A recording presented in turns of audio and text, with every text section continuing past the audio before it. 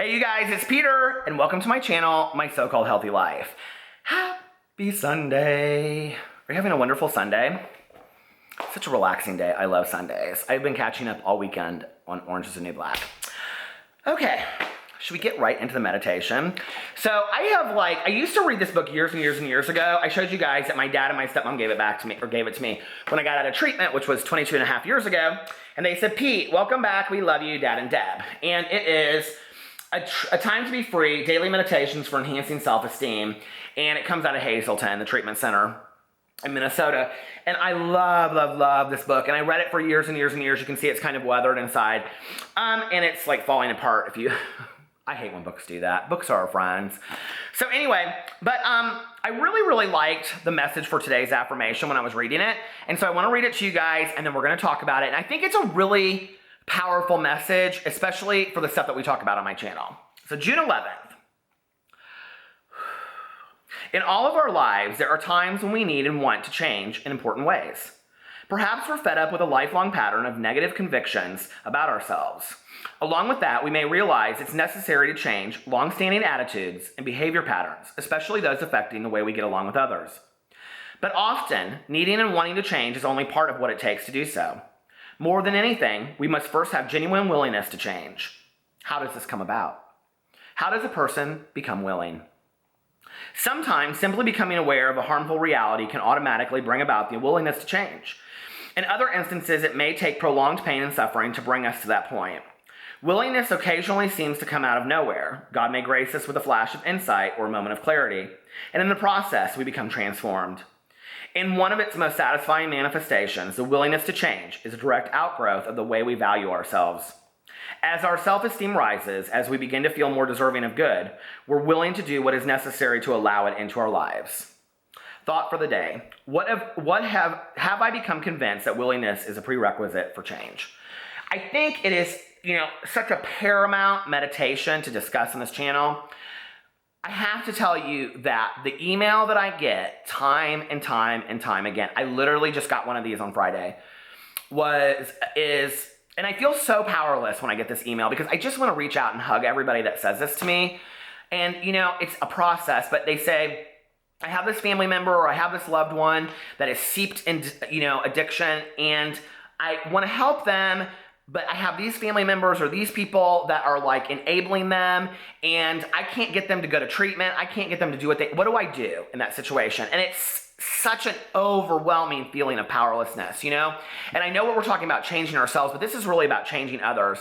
And I think that one of the things that we can do in that situation is that we can set healthy boundaries and limits for those people. And we can say, if you continue to choose to do this, you won't be around me and you won't see my kids. Because I love you and I want you to get the help that you need, but I can't be part of this anymore, Right before I got sober, like a month and a half before, I had this good friend of mine named Peggy.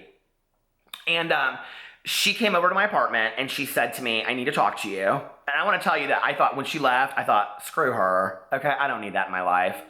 And she said to me, I've thought a lot about going to your dad and telling him how bad your addiction is out of control.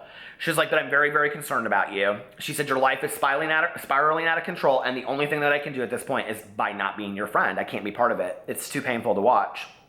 I was like, all right, girl. And then she left, and I was like, enough. Let's party, right? Years later, I looked back on that, and she was the only friend, okay, that I had a lot of friends that were pretty supportive of me getting sober, but she was the only friend that came forward and was willing to set a limit and a boundary for me. Thank you. I'm so grateful to her, and she knows that I've had that conversation with her. She saved my life because she put that seed in my head, and then when I was in treatment, I really thought about that. I thought, you know what? She's right. Like, I'm spiraling out of control. And the fact that somebody else acknowledged it or recognized it was really helpful to me. You can't force somebody to go to treatment that's an adult that doesn't want to, okay? But you can set boundaries and limits. You can hire an interventionalist. You can get together as a family and say, these are the boundaries and limits we're going to say. I cannot promise you that that person will not pass away or end up in prison as a result of their use, okay? But there is a saying that I believe, and that is that a person will only change when they have had enough pain. And I have to look at anything in my life that I need to make changes about. And typically, I won't change those things in my life until I've had enough pain. Aren't you the same way? So this whole idea of willingness as being a prerequisite for change, I think is absolutely true. I really, really do, and I can get behind that 100%, you know? And it's like, well, where does the willingness come from? And I was always taught to like pray or think about willingness and it'll come to you eventually. You know, that's what I was always taught.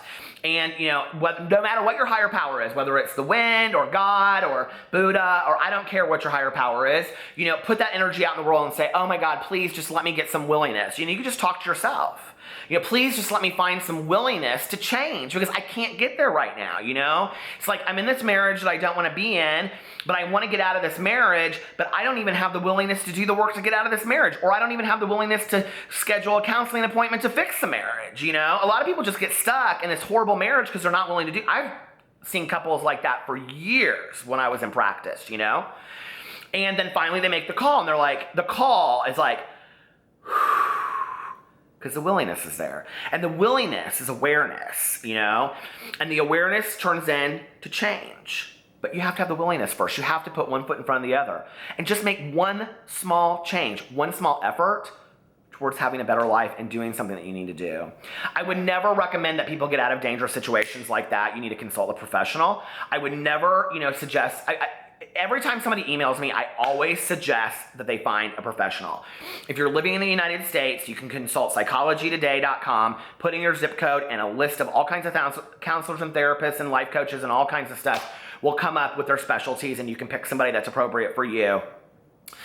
There are a lot of counselors in every town that work on sliding fee scales. I recommend to anybody that reaches out to me, or you're feeling like this speaks to you and you need to make a change, but you don't know if it's the right time or what to do, please seek some professional help. It can only help you, okay? I love you guys so much, and I will be back tomorrow. I hope you're having a wonderful weekend. Bye.